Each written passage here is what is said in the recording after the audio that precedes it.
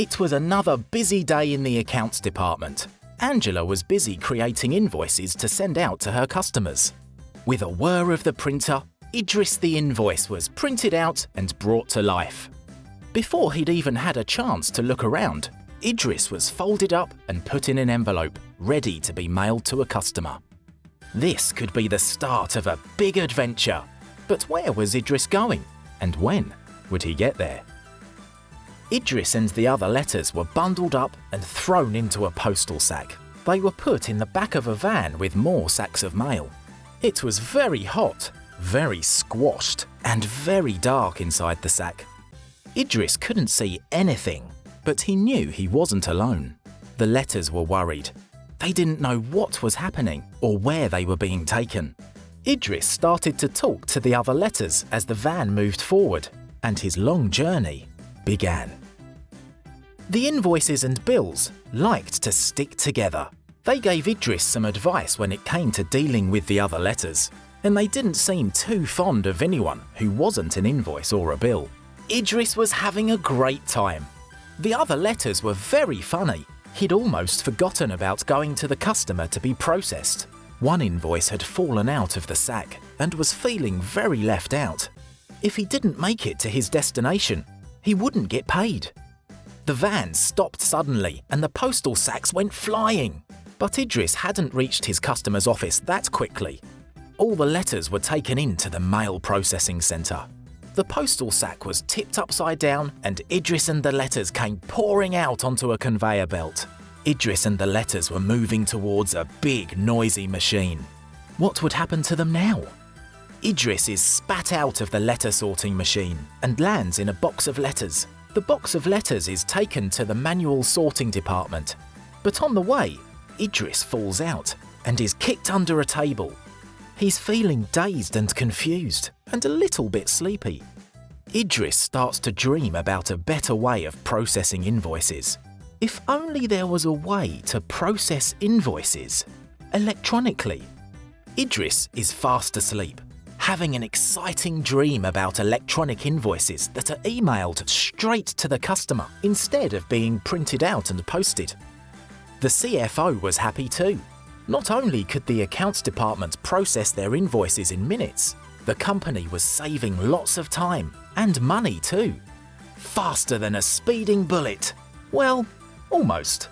Idris the Invoice was emailed straight to the customer's inbox. No waiting around, getting lost, or being squashed. Idris the Invoice arrived just minutes after he was sent, ready to be processed and paid.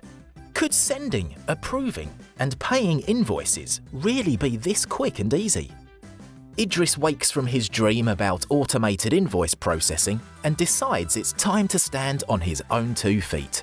He'll have to find his own way to the manual letter sorting area, which would be a lot easier if he knew which way to go. Idris waits until the coast is clear before he makes a run for it.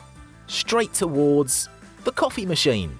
Idris climbs right to the top and looks out across the mail centre until he spots the manual letter sorting area. Now, he just has to get there. One giant leap later, and Idris is flying through the air towards the letter sorters. This might not be mission impossible, after all. Idris had finally made it to the supplier's office.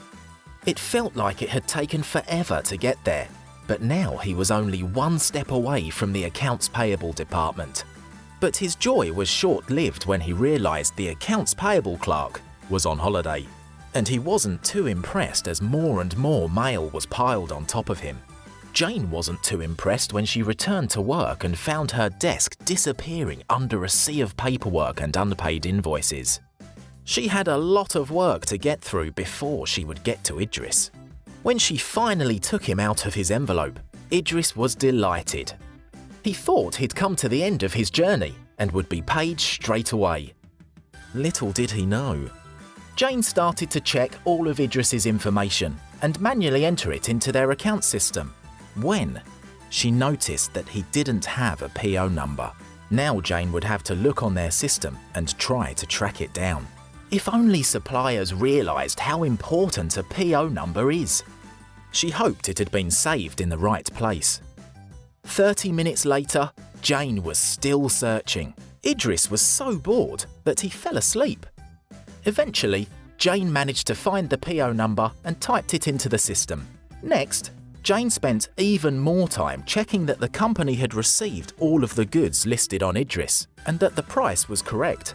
Then she was ready to send him on the next step of his journey. Idris was passed on to John's desk. He was wondering how many more desks he would visit before he was paid, when John stamped him on the stomach.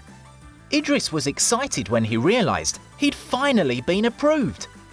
Before Idris could do a victory dance, he was whisked away to another desk belonging to Linda. She was in charge of paying the approved invoices, and she wasn't very happy when she realised how old Idris was. Idris couldn't believe it. It had been a long and tedious journey, but he'd finally been paid. He wasn't quite prepared for what happened next. Being crammed into a drawer, and it wasn't even the right one. He'd been misfiled with some statements.